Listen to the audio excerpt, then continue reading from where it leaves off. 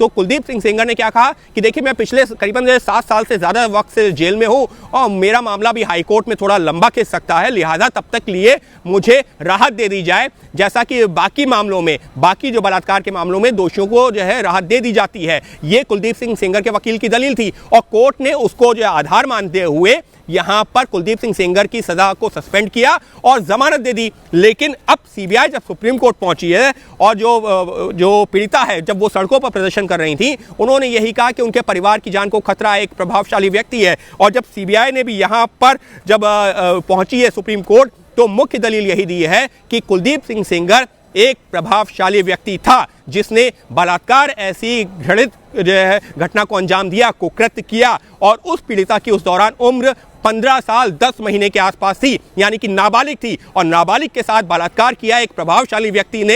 ऐसे मामलों को गंभीरता से देखना चाहिए और राहत नहीं दी जानी चाहिए। ये किसी बालिग के साथ बलात्कार के केस की जैसे सुनवाई होती है, इसको उस तरह से नहीं देखना चाहिए। सीबीआई ने बार बार इस बात का जिक्र किया और क्योंकि वो एक लोक सेवक था, इस वजह से उसका अपराध और गंभीर हो जाता है, प्रभावशाली व्यक्ति था, ये कहना है सीबीआई का। और सुप्रीम कोर्ट ने उन दलीलों को फिलहाल फौरी तौर पर, शुरुआती तौर पर सही माना और हाईकोर्ट के फैसले पर लगाई रोक और कुलदीप सेंगर को लगा सुप्रीम कोर्ट से एक बड़ा झटका। बिल्कुल अंकित, और अगर बात की जाए दिल्ली हाईकोर्ट में जो पूरा ये मामला चल रहा है, क्या इस फैसले का कोई असर उस मामले पर भी पड़ेगा, उसके मेरिट पर जो लगातार ये चल रही है? क्योंकि वो मामला भी लंबे समय से चल रहा है, 2019 में दाखिल किया गया था अगर मैं सही बोल रहा हूं, तो दिल्ली हाईकोर्ट में पहुंचा था कुलदीप सेंगर। क्या उस पर भी जल्दी उसको निपटारे का असर पड़ सकता है?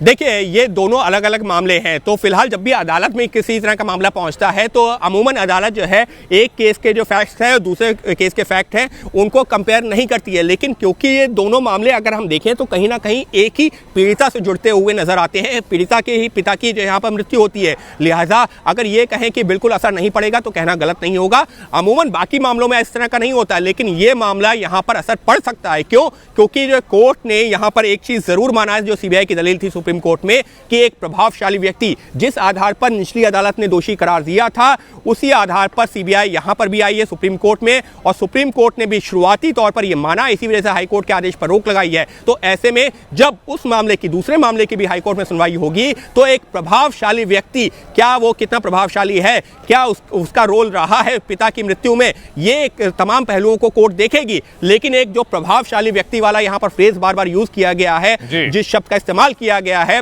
सीबीआई के द्वारा भी, पीड़िता के द्वारा, जो कोर्ट के अंदर भी कोर्ट के बाहर भी, वो निश्चित तौर पर केस के ऊपर कहीं ना कहीं थोड़ा सा असर तो जरूर डालेगा। जी बिल्कुल, इस वक्त की बड़ी खबर अपने दर्शकों को बता दें, सुप्रीम कोर्ट ने कुलदीप, यहाँ पर हमें विक्ट्री नहीं मिलती तो मुझे लगता है वो विक्ट्री नहीं हो पाती। आई थिंक अपने पिटीशन में हम किन बातों को हाईलाइट करेंगे? पिटीशन अभी हम और ये कहते हुए कि बिल्कुल अदालत से उन्हें न्याय मिला है। इस वक्त की बड़ी खबर अपने दर्शकों को बता दें, सुप्रीम कोर्ट ने कुलदीप सेंगर को मिली जमानत पर रोक लगा दी है। दिल्ली हाई कोर्ट की ओर से जो जमानत का फैसला दिया गया था उस पर रोक लगा दी गई है। सजा का जो निलंबन का फैसला था उस पर भी रोक लगा दी गई है, यानी कुलदीप सेंगर को बड़ा झटका लगा है। सुप्रीम कोर्ट से 2017 के उन्नाव में नाबालिग से रेप मामले में उसे अभी फिलहाल जेल में ही रहना पड़ेगा। हालांकि वो फिलहाल जेल में दूसरे मामले में था ही, लेकिन इस मामले में भी अब उसको जो राहत दिल्ली हाई कोर्ट से मिली थी वो अब वापस ले ली गई है। सुप्रीम कोर्ट ने साफ कह दिया है कि इस मामले में जिस तरह से उसने अपने प्रभावशाली होने का इस्तेमाल करते हुए, पब्लिक सर्वेंट का के रहते हुए जो उसने दुष्कर्म किया था, अपराध किया था, इसको लेकर उसे जो जमानत मिली थी वो वापस ली जा रही है, वो रोक लगाई जा रही है दिल्ली हाई कोर्ट के फैसले पर। यह बड़ी खबर आ रही है। इस फैसले को लेकर कुलदीप सेंगर को जो राहत मिली थी उसके बाद से ही लगातार राजनीति भी हो रही थी, सड़कों पर प्रदर्शन हो रहा था और इन सब के बीच एक चीज जो हाईलाइट हुई थी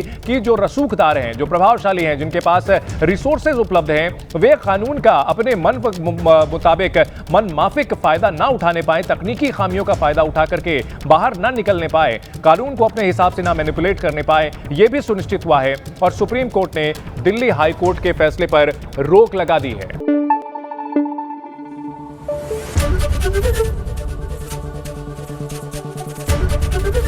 एबीपी न्यूज आपको रखे आगे।